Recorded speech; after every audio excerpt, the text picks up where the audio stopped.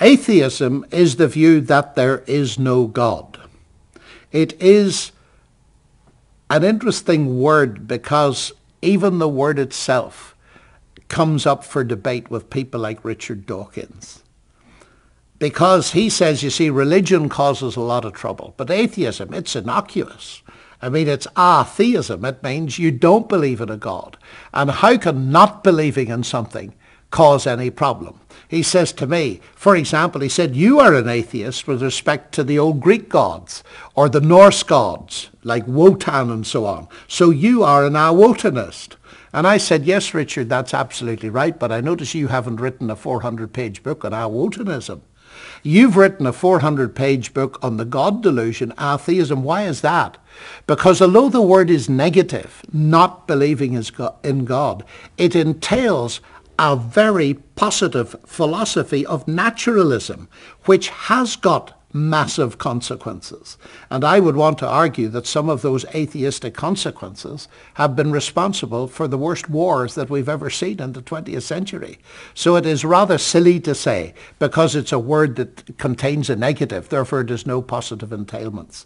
So atheism is not believing in God. And in particular, and this is extremely important, it's not believing in any old God. The focus here is really on the God of the Bible. Because Hitchens, for example, and Dawkins, Hitchens very amusingly describes himself as a Protestant atheist, so he almost qualifies to be an Irishman. And Dawkins says that Anglicanism is what he knows. So in a sense, the main focus is the Christian God. So theism is, by definition, belief in God. But I like to make it more precise than that, because I'm not interested in some kind of vague theism.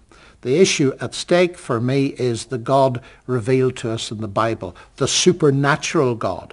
And it's very interesting that in many of their books, particularly in Dawkins' book, The God Delusion, he says, look, let's be clear, when I talk about God, I'm talking about supernatural gods. So I think there's a sense in which at least the area of discourse is clear. The big question in the debate in the contemporary world is a worldview question. Right from the ancient days of Greece, you've had two fundamentally opposed worldviews. On the one hand, you have people like Plato and Aristotle and Socrates who believed that the universe didn't explain itself. It wasn't all that there is. There's something transcendent. And of course that is much more fully developed in Christian thought, where there is a God who created it. The opposing worldview goes back to people like Democritus and Leucippus, who believed that there's only material, there are atoms and the void. And therefore everything that exists is exhaustively explainable in terms of matter and energy. So we got these two worldviews barreling up through history, one that says the universe is all there is and the other that says it isn't. And clearly they're diametrically opposed. And what's happening in the contemporary world is simply this, that there is a number of vocal scientists like Richard Dawkins and so on, who believe that the atheist worldview is the only intellectually respectable worldview for a scientist to hold. In other words, he's claiming essentially that science demands atheism. Now, I happen to be a scientist, and I'm at the same university as Richard Dawkins, and I think that is completely false. I believe actually that the Christian worldview, that there is a God who created the universe outside of himself and independent, that is a better explanation than the atheistic view. What we're finding is this. Atheism has been around for a long time, as I've said, but what we now get is a phenomenon called the new atheism, which is a very militant kind of atheism. And many people trace it back, including some of the new atheists themselves, to 9/11. And its logic is very simple. What they're saying is this: look, 9/11 is a step too far, and that's religion. Okay, it's extreme religion, but extreme religion thrives at the periphery of moderate religion, so we got to get rid of all religion. How are we going to do that? We're going to use the cultural authority of science. And then they have another point they make, which is extremely important. They say But that may create a problem because up until now, in the West at least, morality has been based on God and the Bible, to put it simply. What happens if God is removed? Don't worry, science can put a morality in place. It can give you a basis for morality. So that's the one side of it, a very vocal, militant atheism. And that's why I have stepped into the debate and got involved in it, because I feel that this is one worldview and I actually think it's false, in the sense that I do not believe that science demands atheism. Indeed, I go quite a lot further. I say that atheism actually undermines science, if you think about it carefully. One of the very interesting things, that I come up against is that people say to me the Bible's of no value at all in the scientific sense because it doesn't make any predictions. Now, of course, I agree. The Bible is not a scientific textbook. I don't teach algebra from it in Oxford University, for example.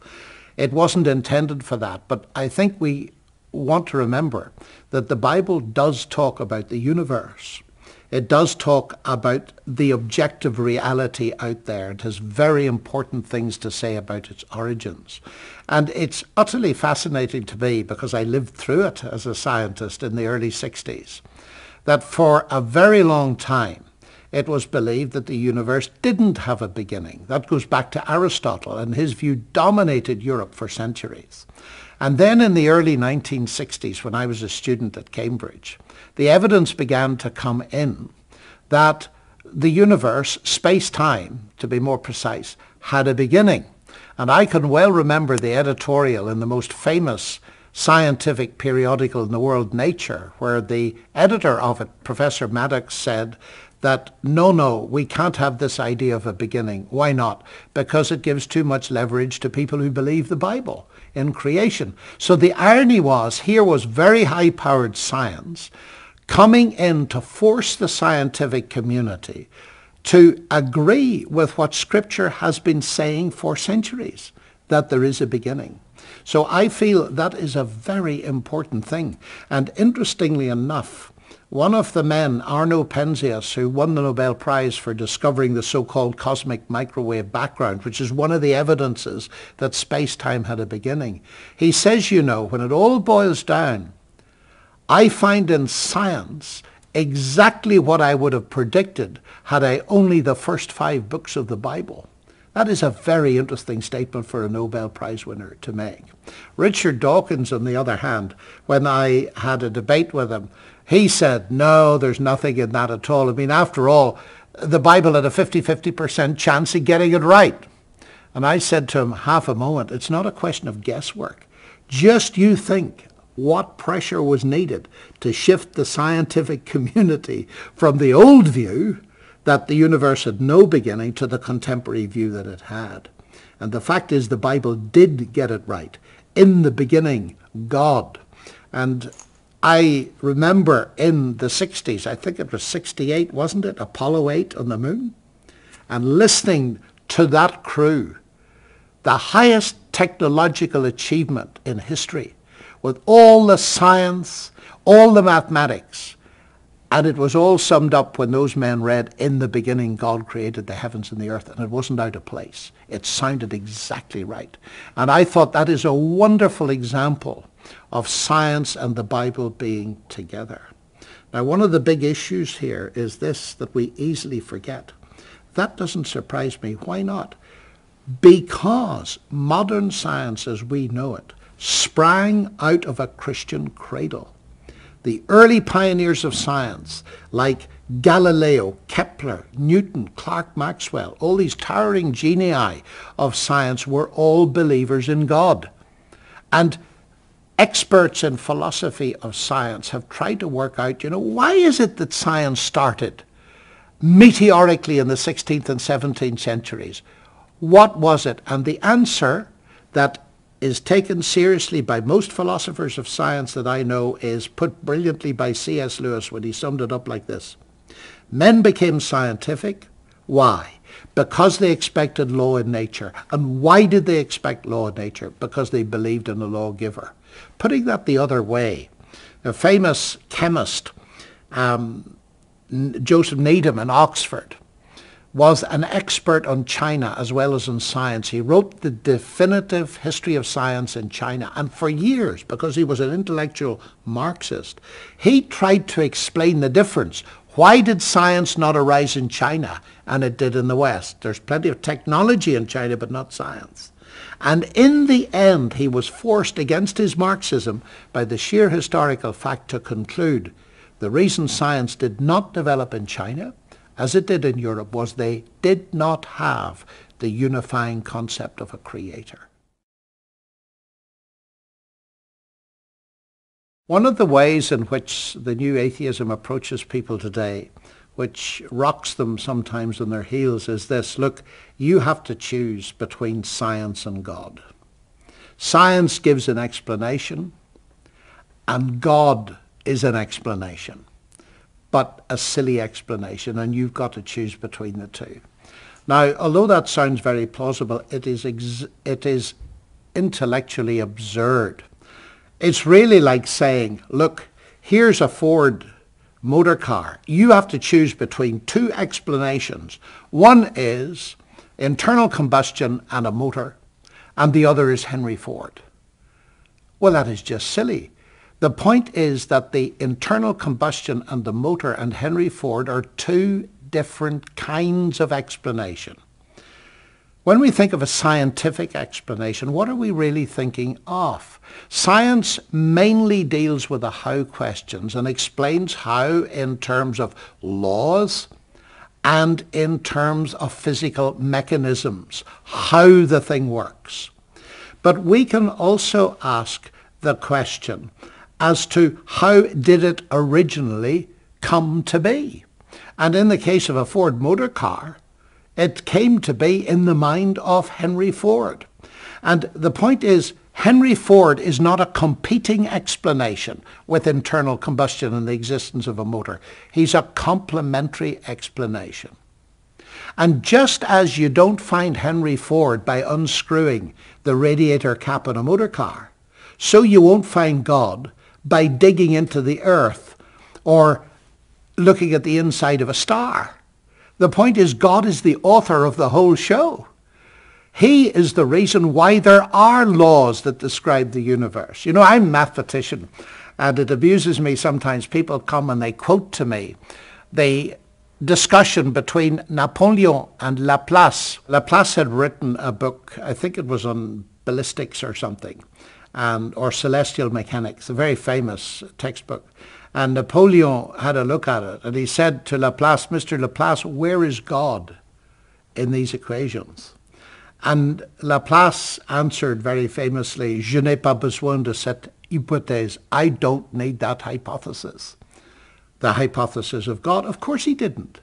Because if you're describing how a missile or a projectile moves under gravity, say, you describe it in terms of equations, you don't mention God.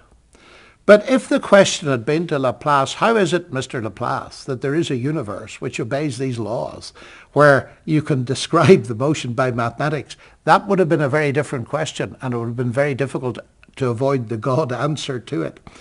It depends on the question that we are asking. And sometimes people do not see that part of the success of science is because it limits itself to certain types of question. And therefore to say, look, I've studied it scientifically and I can't see God, is a bit like if you developed a machine that can only see visible light, and somebody comes in and says, you know, X-rays exist.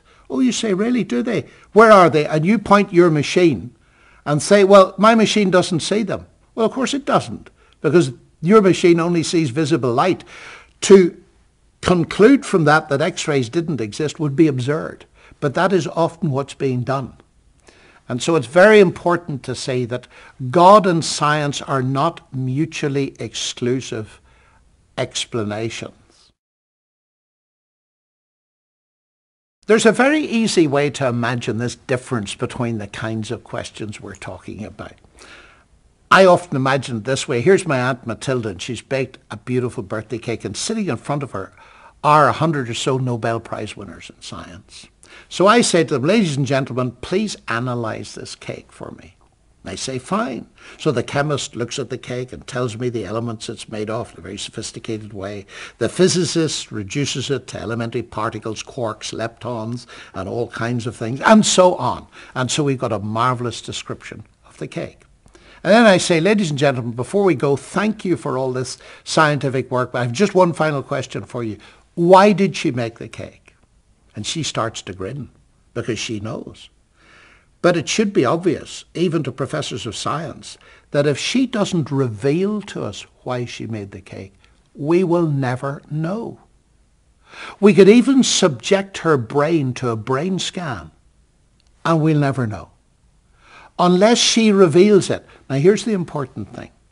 If she does reveal it to us, that doesn't mean we shut off our rationality. In fact, we'll have to use our reason to understand what she says. Now this is a very simple illustration, but it's simple enough I find that even professors can understand it. Because it helps us to explain something much bigger, and it's this. That science is limited. It can't answer those why questions. If Aunt Matilda reveals to us the answer, we can understand it and see if it makes sense, and it raises a very big question. Is there someone who stands in the same relationship to the universe as Aunt Matilda stands to her cake? And has he spoken? Now that makes clear what the Bible is about. The claim is, yes, there is God, and he has spoken. He's revealed himself. And some people say, that's revelation. I mean, that's anti-rational nonsense. Just as on the human level, Aunt Matilda's revelation is something we cannot access by our naked reason. But once she reveals it, we can use our reason on it to understand it. It's exactly the same thing with God's revelation. We can't access it from inside our own heads. But once God speaks, we can, and we are, in fact,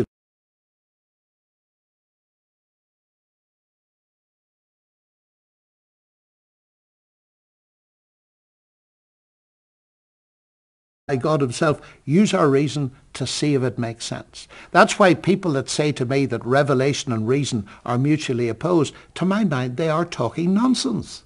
I look at it this way. It's as if we've two sources of data. One is the natural world, the universe science studies, and the other is, if you like, God's word, the Bible. In fact, the founder of modern science, Francis Bacon, used to talk about the two books, God's book of nature and the book of God's word. We use our reason on both, and our reason produces neither. Scientists sometimes forget, we scientists, we forget that we didn't produce the universe. It's there, it's a given. And we study what's there. Well, we can do exactly the same thing with Scripture. It's there, it's a given, and we can see if it makes sense. And part of the way in which we see it makes sense is if it converges at certain points with our own independent experience of objective reality. And one of the things we discussed earlier was the beginning, and it converges there. Faith in the Creator God, that there is a Creator, inspired science.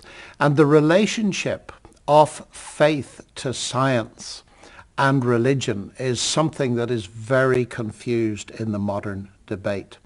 Because you'll find that the atheists in general and the new atheists in particular come along and say, well, you're a man of faith.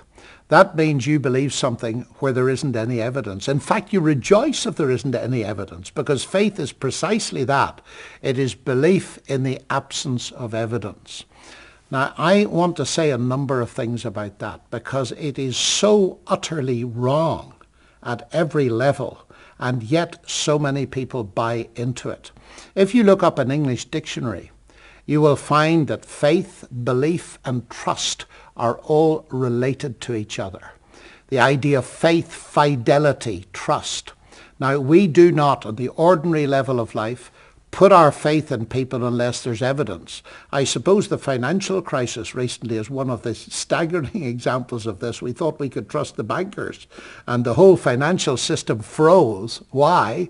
Because they couldn't gain back the trust. Why? Because they couldn't produce the evidence. And that shows me very clearly what the ordinary person understands by faith and trust. So therefore, the new atheist definition of faith as belief where there's no evidence is completely false. But it has consequences. And one of the first consequences is this. They meet someone like me and they say, well, you believe in God. Well, that means by definition that you've no evidence. So there's no point in talking to you. But that's a very clever cop-out. If we just wound back a bit and came to a sensible definition of faith, we would see that faith in general is only as valid as the evidence which is there at its base. Now, taking that approach, the New Testament, for instance, coming now to Christianity, tells us straight the nature of faith. In one of the four Gospels, the Gospel of John, right at the very end of it, John explains to us, he says, look, Jesus did many other things that are not written in this book, but these are written in order that you might believe that Jesus is the Christ, the Son of God, and that believing you might have life in his name. Now just see what he's saying. He's saying there are many things I could have chosen to put in here, but here are the details of Jesus' life, his miracles, his death, his burial, his resurrection, and so on. And they're there in order that you might believe. In other words, I'm presenting you evidence on which your faith can be based. After all, we'd be fools to believe something if there wasn't any evidence. So that's the first side, that the Christian faith is not belief where there's no evidence. Nor is it that you know everything before you start. I think the best illustration of that is when I got married. I saw a girl many years ago and I took in evidence about her through my eyes, then through my ears, and I got to know her. And it gradually built up evidence, but then there came the point, am I prepared to commit myself to this and ask her to marry me? I didn't know everything, but I knew enough to make a commitment of which I could be sure. I find that analogy rather useful because it's actually a biblical one. People forget, you see, that trust in God is not trust in a set of propositions or a theory. Although trust in propositions about God is important, but ultimately we're trusting a person. So we have to think in terms of the evidence that can be used to put your trust in a person. That's important. So, what am I saying? Number one, faith in the Christian sense is a commitment based on evidence. But now, these scientists, some of them like Richard Dawkins, think that faith is not active in science. They're wrong there as well. Einstein, one of the most famous scientists that ever existed, said he couldn't imagine a scientist without faith. Now, of course, he wasn't talking about faith in God. What he was talking about is this. At the heart of all science, every scientist, no matter who they are or when they have lived, has had a fundamental belief, faith, that the universe is accessible, at least in part, to the human mind. We call that the rational intelligibility of the universe. You can't do science without believing that. And that's what Einstein says. He couldn't imagine a scientist without that faith. But it gets even more interesting, because science doesn't give us that faith. My teacher of quantum physics at Cambridge many years ago, Professor Sir John Polkinghorne, a world-famous mathematical physicist and also a Christian, says this: physics is powerless to explain its faith in the rational intelligibility of the universe. Why? For the very simple reason that you can't even start doing physics without believing it is so. In other words, at the heart of science is faith in something that science itself doesn't give us. But the situation is even worse for the atheists, because if we ask them, please tell me, what is the basis of your faith in the intelligibility of the universe? What is the basis of your rational thought? Because don't you believe that the human mind is the human brain. And the human brain is the end product of an unguided, mindless process. But half a moment. If the human mind is the human brain, is the product of a mindless, unguided process, why should I trust anything it tells me? Including the fact that it is a mechanism that tells me truth. And one of the very interesting things these days is philosophers are beginning to realize this, that if you take the view that the brain is a product simply of a mindless, unguided evolutionary process, then where does truth come from?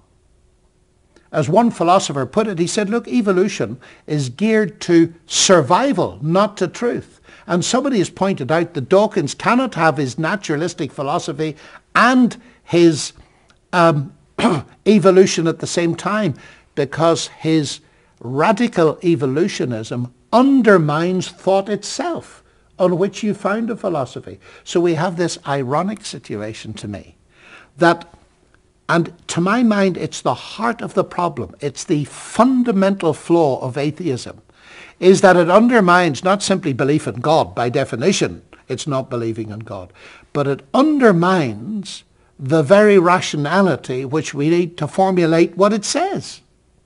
On the other hand, the Christian teaching gives you a firm basis, because if you ask Christianity, how is it that we can do science?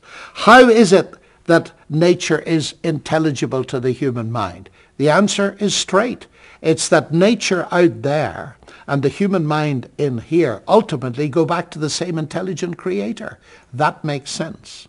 So what I want to argue in that long kind of statement is really this, that there's no competition here. Atheism actually undermines the very science it's supposing to be using to promote itself, whereas Christianity gives us the reason why nature is rationally intelligible. And of course, not surprisingly, that is what was the motor behind the meteoric rise of science in the 16th and 17th centuries.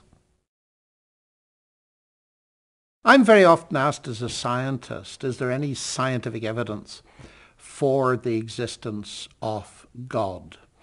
And I think the answer to that is an unqualified yes. And the thing that interests me most of all is this, that I believe that God is an intelligent God. He is the source of intelligence. And there's one particular area of life where we instantly recognize the input of intelligence. For example, if you open an envelope one morning at your house and you find in it there's a Super Bowl ticket, the word Super Bowl will jump right out of that ticket, because you immediately recognize that those shapes have meaning. Super Bowl, and you've got a ticket and you're really excited about it. But let's just look at that for a moment. It's just a few letters, Super Bowl. And instantly you know that whatever automatic processes were involved in the production of that ticket, it may have been printed on a robotic machine. And if you went to where it was printed, you wouldn't see a single person. You know that ultimately that word is there because an intelligence has decided to put it there. Now, hold that in your mind for a moment, and then think of the marvelous discoveries about our human bodies. We've got about 10 trillion cells in each of our bodies, and each of those cells, we discover, contains a coded database of the genome. And that is a very, very long molecule that consists of, amongst other things, 4 chemical bases, which we might call for the moment A, C, G, and T. They're like 4 letters of a 4-letter alphabet. And the human genome is an immensely long word in that alphabet, if you can imagine it as a long word. 3.5 billion letters long. So a lot longer than the word Super Bowl. So what's the picture? The picture is you open your envelope, you see the word Super Bowl, and you immediately understand it and know that ultimately it's there because of an intelligence. But now let's look under a microscope, say, although you can't actually see these letters, And imagine we're saying this very long word, the longest word known to science actually. Now many scientists look at it and they say, when you ask them, how did that come to exist? Oh, they say, chance and necessity. That is chance on the one hand and the laws of nature. And I say to them, but half a minute. You saw the word Super Bowl and instantly you infer an intelligence. Why is it you can see this immensely long word and not infer an intelligence? Something very curious is going on there, isn't it? And I think the existence of that word, that genetic word, is one of the evidences that whatever the processes are involved, that behind that stands an intelligence. Intelligence is the only source we know of to produce that kind of semiotic, that is message-carrying thing. And it's slightly ironic actually to me, because we are now in what's often called the information age.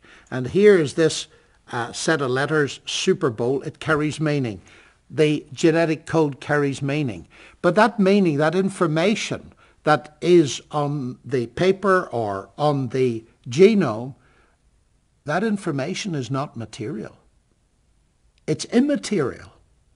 And the irony is that science, in the eyes of some people like the new atheists, demands materialism.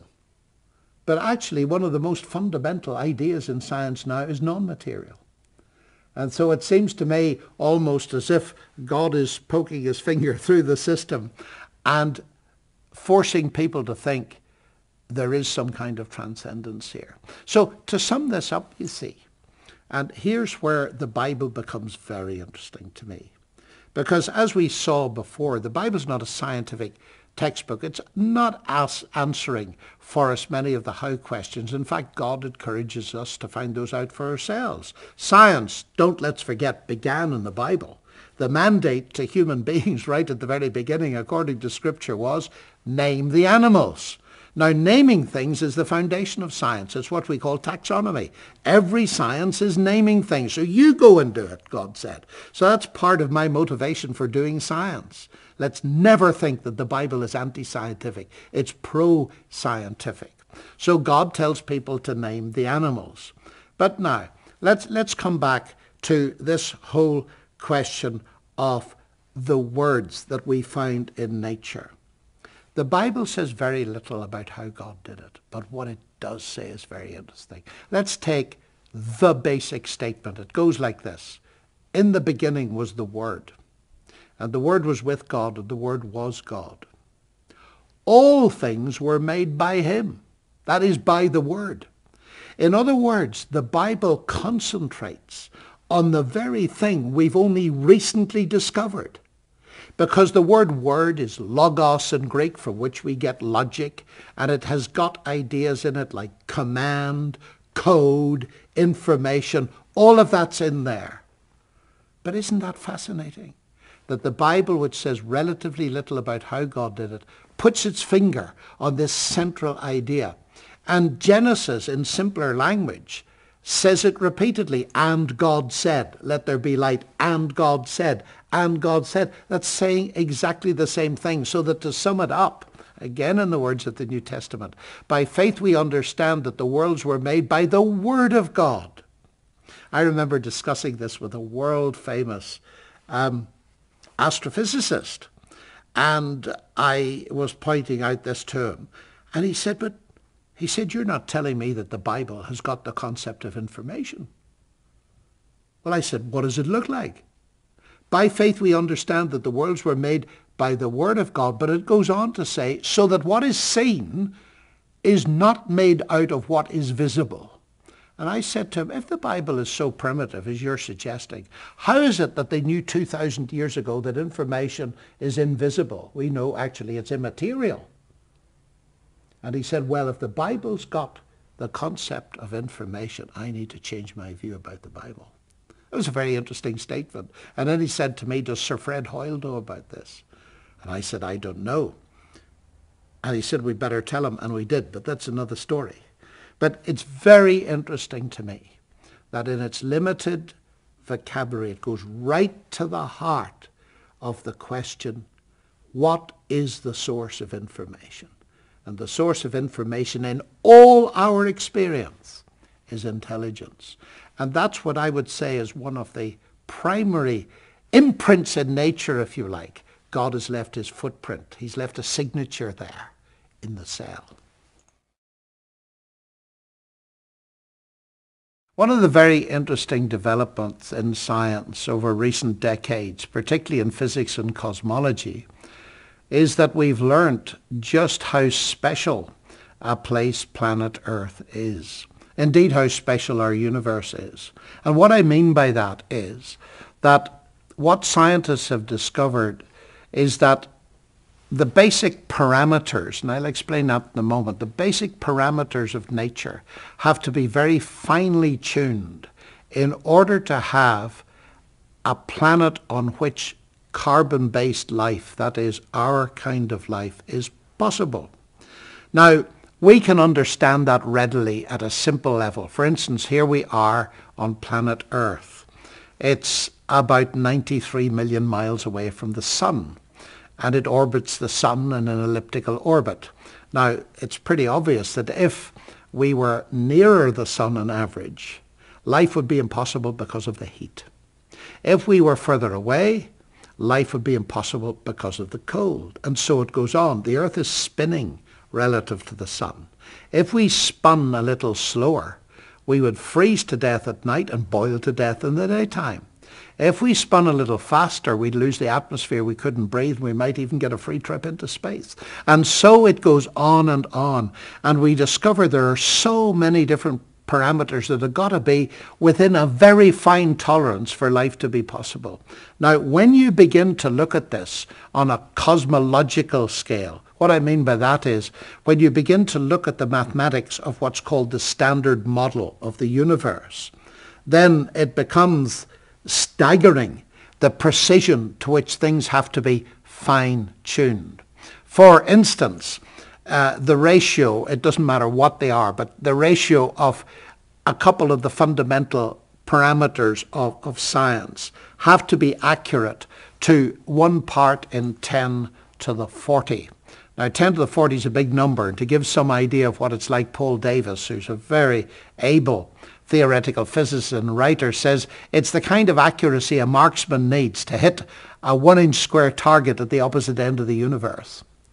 And that kind of thing, he even gives another analogy which is perhaps even better, and that is if you can imagine covering the face of North America with 5-cent pieces, and then you pile them up so that the piles reach the height of the moon, and then you take 1 billion systems like that, and you paint one of those 5-cent pieces red, and you blindfold your girlfriend, you ask her to go and find it. She's got about 1 chance in 10 to the 40 of finding it. That's the sort of numbers we're dealing with. And what's interesting about that, to my mind, is the reaction of some, let me be honest, not all, but some physicists to it, like Davis. He says, you know, the impression of design is overwhelming. But I think the number that caps it all is the one discovered by a colleague of mine at Oxford, Professor Sir Roger Penrose, one of the cleverest mathematicians of the 20th century. He worked with Stephen Hawking on black holes and so on. And he says if you're going to have a universe like this one with the second law of thermodynamics, now if you don't know what that means, it's a universe in which even your Lincoln Continental will rust, our kind of universe. If you want a universe with that law, which is very important for all of life, actually, then the creator, and this is what Penrose says, although as far as I understand, he doesn't believe in a creator. But he puts it this way. He says the creator's aim has to be accurate to 1 part in 10 to the power 10 to the 123. And he said that's a number so big that if you write a 1 here and a 0 in every elementary particle in the universe, you can't even write the number out to the base 10. It is so large. Now that's very interesting because you see, those are results of science that we didn't know earlier. And they cause some scientists to come to very interesting conclusions, that they talk in terms of this being such a coincidence, if you like, that it goes beyond all probability and is another sign that there's an intelligent creator behind the universe. at any rate, the least one could say, it's consistent with what I'd expect as a Christian reading the Bible. And what I mean by that is this. One of the fascinating things about the biblical account of creation, which is very short, as we know, right at the very beginning of Genesis, is that it tells us that God didn't create everything at once. God created in stages, and God said, and so on. So you get the sense there that something is being created, shaped, and formed with a purpose. And we read very rapidly what that purpose is. Because in the final stage, God says, let us make man in our own image. In other words, you're shaping a universe, a planet, a world to have human beings on it. Now, in its different language, it seems to me that's converging with what science is saying in its fine-tuning argument. And it's just one of those very interesting confirmations that the Bible's on the right track. The fact that we're created in God's image is something worth thinking about briefly, because it's telling us something very important. Because what Scripture says is that the universe shows us God's glory, but it wasn't created in his image. We are. Now, what does that mean? Well, the first thing it means is it gives us an infinite value. The sun is very big. I'm very small, but I'm created in its image. And it isn't. In other words, size is not the measure of value. Sometimes science tells us how tiny specks we are in a tiny planet, in a tiny galaxy, in 100 billion galaxies, and so on. And we feel so tiny. But ask any woman whether size is determines value. When you see the tiny diamond on her ring on her finger and compare it with a lump of coal in the grate of the fire, and she'll tell you that size is not a determinator of importance. And so it is with God, that this gives us a tremendous value. Atheism cannot give us that value. It tells us in the end we're just a chance product, just passing through, doomed to eternal extinction, living for a short time with no ultimate significance. There's a very big difference here between the worldviews. This discussion in Scripture that tells us we're made in the image of God has got a number of ramifications, and I think one of the most wonderful ones is one that actually comes in near the end of the Bible, where in the book of Revelation, that wonderful visionary book, it's describing a scene actually in heaven where God is being praised, and the statement is made that creatures are praising God because, and it's put this way, because of your will they were created. Now that's antiquated English. Let me put it into more contemporary English. And let me tell a story to illustrate what's going on. I've got 3 children, 4 grandchildren. And I've noticed with children, they come home from school someday and they're crying, and you say, what's wrong, son? They didn't want me, Daddy. And I find even there are adults like that out there. They didn't want me. They feel excluded. What this is saying is that if you ask why God created us, it's a very interesting question to ask. Why do I exist? The ultimate answer given by the Bible is staggering. You exist because God wanted you to be. Now, if we think of that for a moment, the dignity it gives to us, because we all know that we're imperfect. We've got our hang-ups, we've got our flaws, we've got our failures, we've got our problems. Nonetheless, can it really be true that the creator of the universe not only knows my name but wants me to be? Well, that is the message of the Bible. That is to what I call the gospel of creation, if you like. That is wonderful news, that I mean something for the God of this universe. And it goes without saying, of course, that atheism has got nothing like this. And that's why people fall into meaninglessness, because God gives meaning. And I discover the older I get that that's one of the biggest questions that people are asking. Where do I find meaning? Well, here it is.